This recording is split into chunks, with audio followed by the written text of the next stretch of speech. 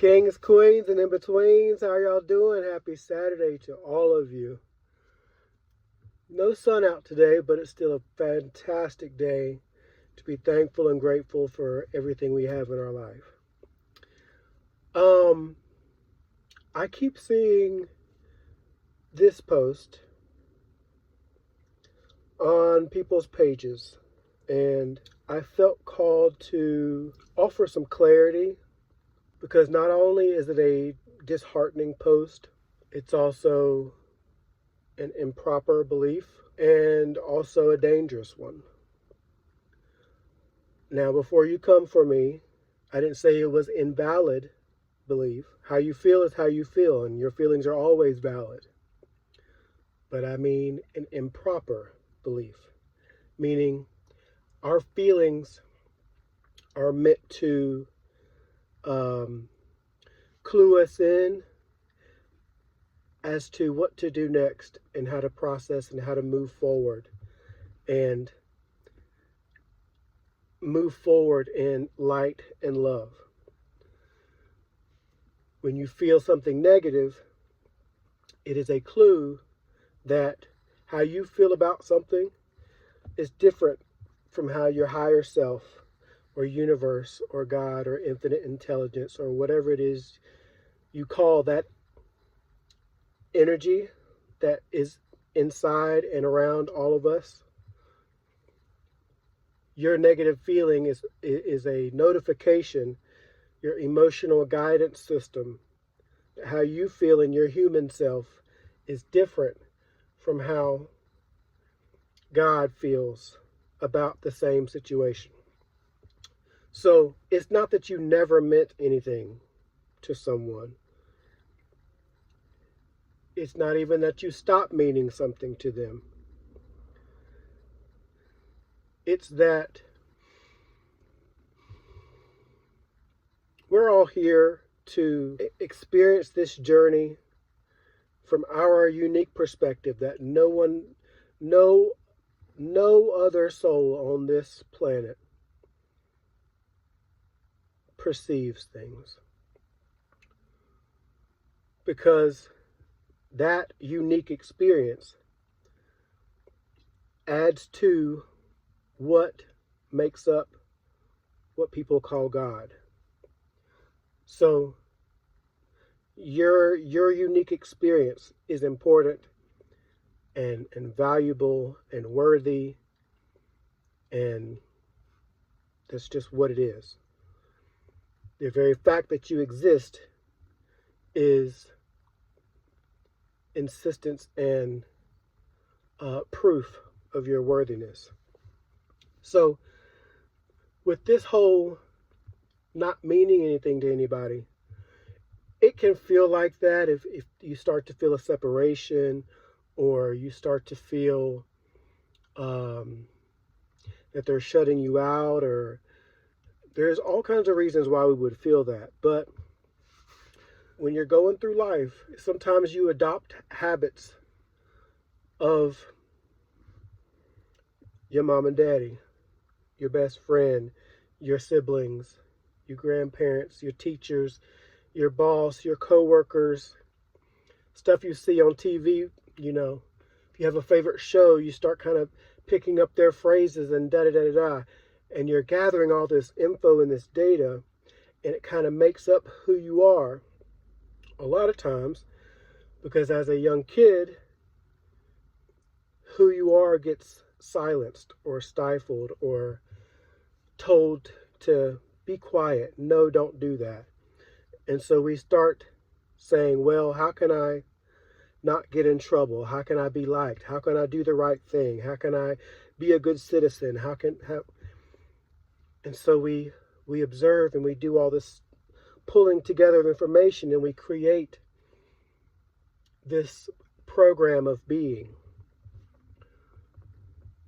There comes a time in life when your higher self says, hey, time to wake up. Time to kind of shut off this pulling in and start emoting. Time to start tapping into who you are and letting that shine. Because otherwise, what are you? What? Why are you here?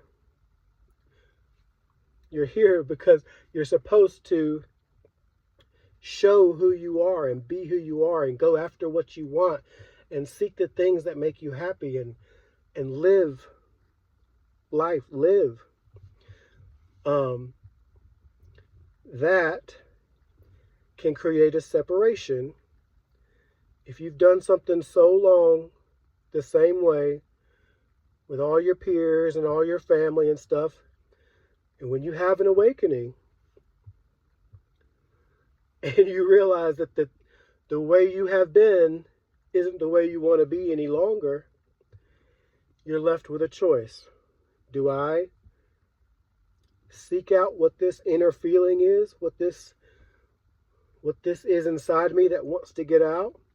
Or do I keep it down longer and keep doing what everybody expects me to do and behaving and saying and doing and believing my old pattern? Those that choose themselves, you've either heard it or somebody's, you've said it to someone. Oh, you've changed. Okay, well, duh. We're supposed to. That's the nature of life, is to grow and evolve and change and seek out more. If you find that your purpose is in this direction and people in your life have either chosen to silence who they are because they're comfortable, or their purpose takes them in this direction, you're going to notice that separation, and it's not going to feel good, and it's going to be uncomfortable, and it's going to feel like hurt, sometimes abandonment and certain things. But that's because you're looking at it as a loss of love or a loss of importance or a loss of worthiness. It's not got anything to do with that. Sometimes you can love somebody so deeply, but you can see that where they're going and where they're headed is nowhere near what you got going on. And to try to keep that entanglement together and move forward, it's just a rocky, bumpy road because it doesn't have anything to do with each other. So you have to have the strength to say, I love you so much, I let you go.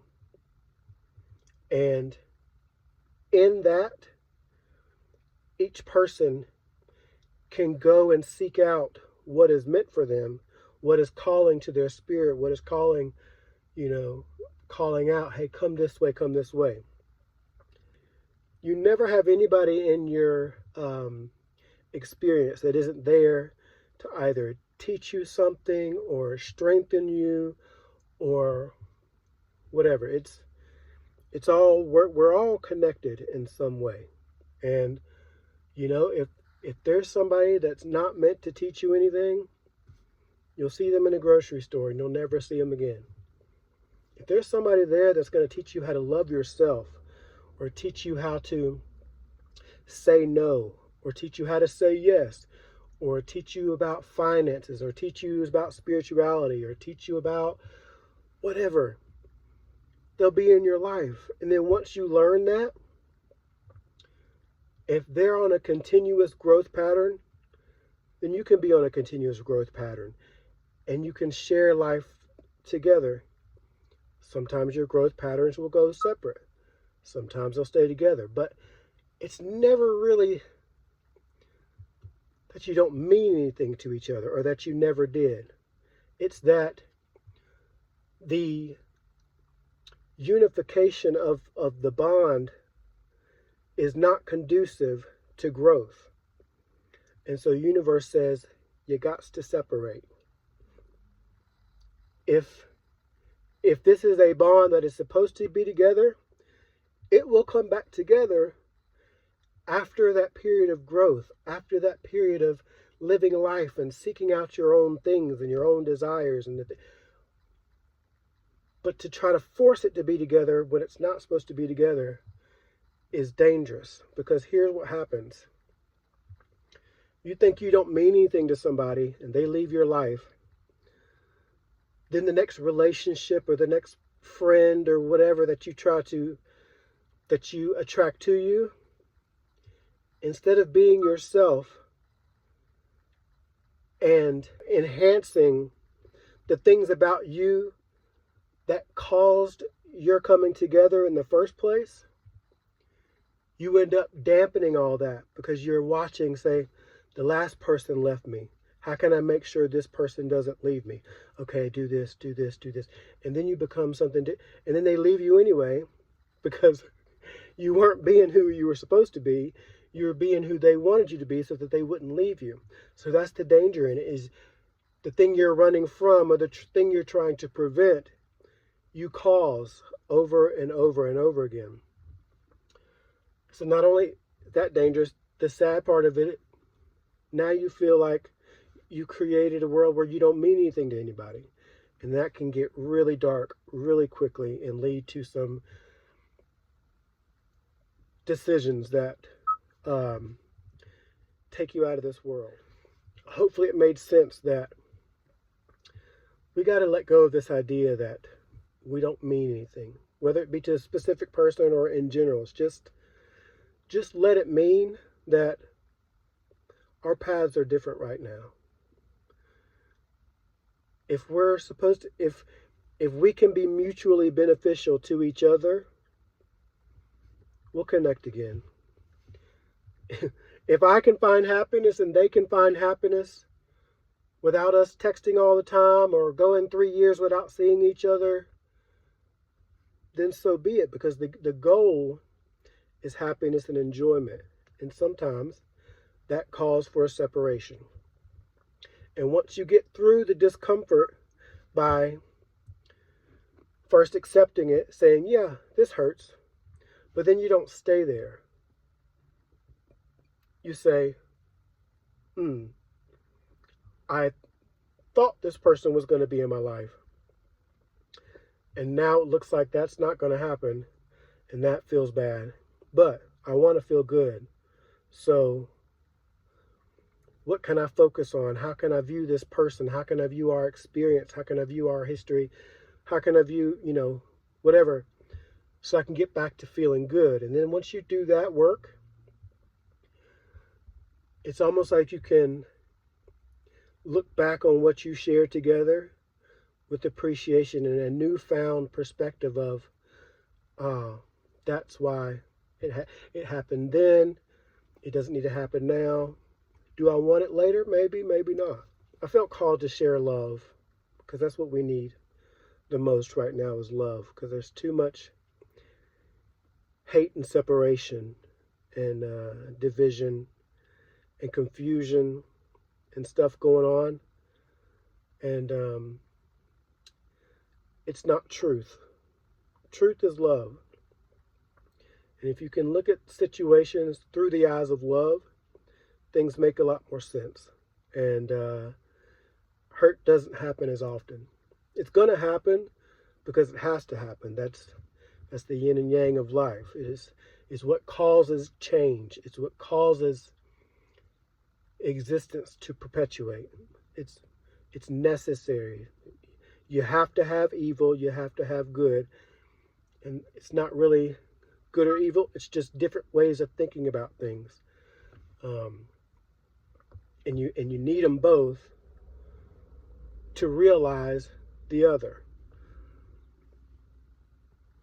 Without light, you don't understand dark. Without dark, you don't understand light. It's just the nature of things. So when you can accept that all of that is within you and all of that is part of existence, when those down times happen, you allow yourself to be human and feel it, but you set a time limit on it. You say, I'm not going to sit here in this low shit forever, because it prevents me from, number one, shining my light into the world. And number two, it keeps me down and sad, and um, yeah. So hope that helps. Love more, be more, achieve more. Drink water, shut up, and have fun.